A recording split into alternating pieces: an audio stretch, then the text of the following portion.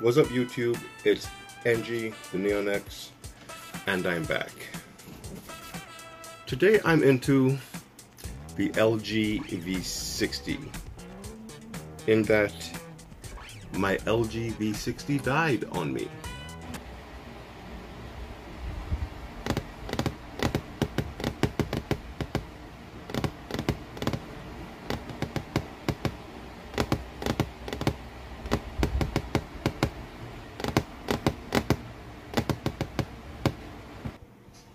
So suffice to say, I called T-Mobile, told them the issue with said device, and they said they would give me a warranty exchange. On Tuesday, I get the call, finally, that my V60, or my new V60, my replacement, is at the T-Mobile store ready for pickup. So here at T-Mobile, trying to do this warranty exchange for my LG V60. Let's see what happens. Now, while she was doing this, no, I'm speaking with her. She's very hospitable, and I see a phone in her drawer. Her drawer is semi-pulled out. It's a case.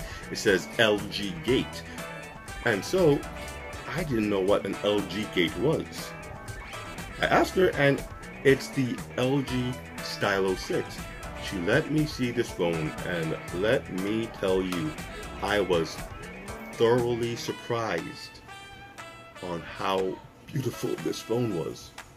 For a sub $200 phone, it had the finish of the more expensive Galaxy S20 lines, that chrome to purplish blue radiance shifting color on the back. I don't know what you call it, but it was a very, very nice shifting color gradient thing. And the phone itself was a good size. The stylus, not as high tech, or as I won't say high tech, but yeah, it wasn't as high tech as, say, the Note 8 with the button and such and such. You tell it was just a regular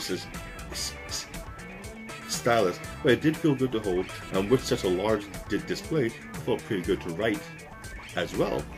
And I was really surprised about the build quality of this phone. It was a good weight, good size. Unfortunately, when I checked out the specs, it did not have the quad DAC that I don't need it, but I personally find that is a standout feature of the LG phone, so for it to not have it was a bummer. But the screen was great. It did have 3D sound, it did have Dolby sound, it did have a headphone jack, but that's a plus, and the stylus, and it was a huge surprise. It had the little teardrop notch of the V60, and so I'm here playing with the device, and I asked her, can I see what it was to be my my exchange V60, and I put them side by side, and surprisingly, the Stylo 6 was larger than the V60. What, the V60 is a 6.3-inch screen, I think? Maybe along those lines. Well, this must have been like a 6.5, 6.7, something like that. But there was a significant enough difference in the size of these devices to make you think, well, which is the more expensive device? Because that Stylo 6 looked like a really good quality device. The build was just amazing.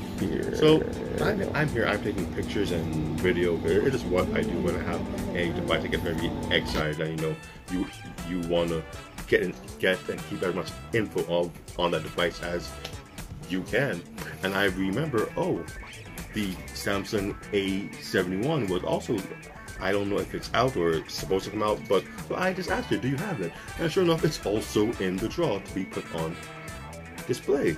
While she's on the phone with T-Mobile customer service, wherever they might be, she allowed me to play with both the LG Stylo 6 and the Samsung Galaxy A71 5G.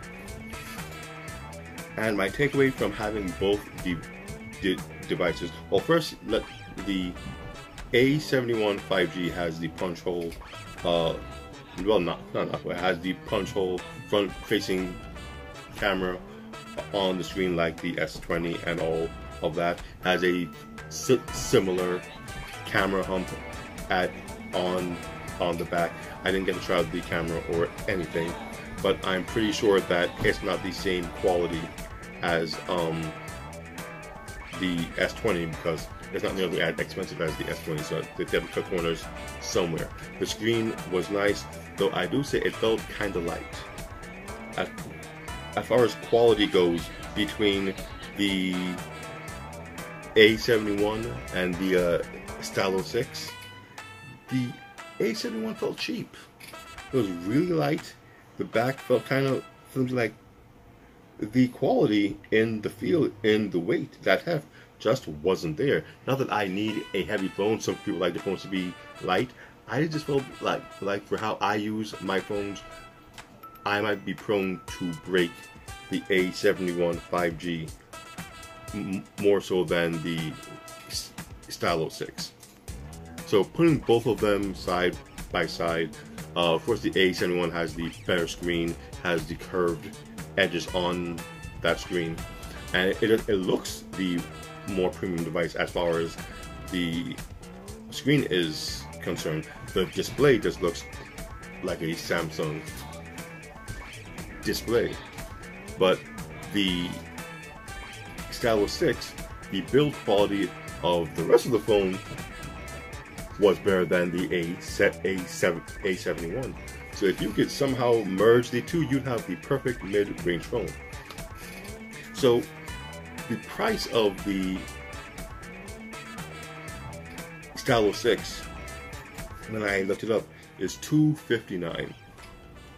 It's not 5G, but as far as mid-range phones go, I'd have to say it's probably one of the best looking mid-rangers I've seen in a long time at that price range.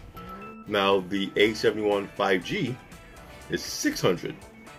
Now that's a lot to ask for that phone, because unless you really need 5G, which truth be told isn't all that's cracked up to be, I haven't seen a significant change in my download or upload with my 5G device, at least not in my area. So if you feel that 5G is worth the additional $350 for the Samsung A71 over the Stylo 6, I guess that's a route you would go. But having both phones right there in hand, playing with them and feeling them, and feeling them out, I would have to say that the LG Stylo 6 is the better device, or let me rephrase, the better value. But apart from the 5G, it has everything else. Now, as far as the Stylo 6, I doubt it has a dual screen attachment, but I would still keep it as is. Maybe try Nova Launcher. But I think the price disparity between the LG Stylo 6 and the A71 5G it's so much that I wouldn't recommend the A71 over the Stylo. It just didn't make sense to me. The Stylo 6 was such an amazing device, especially at that price point. I had first heard it was $200. I was like, this is crazy. I might just buy one just cause. At $200, geez, this one's really good. And then when I saw A71 is $600, I'm like, A71 is $600. But I'm not an Apple fan, but I could buy the iPhone SE for $400 and get what I consider a better device than the A71.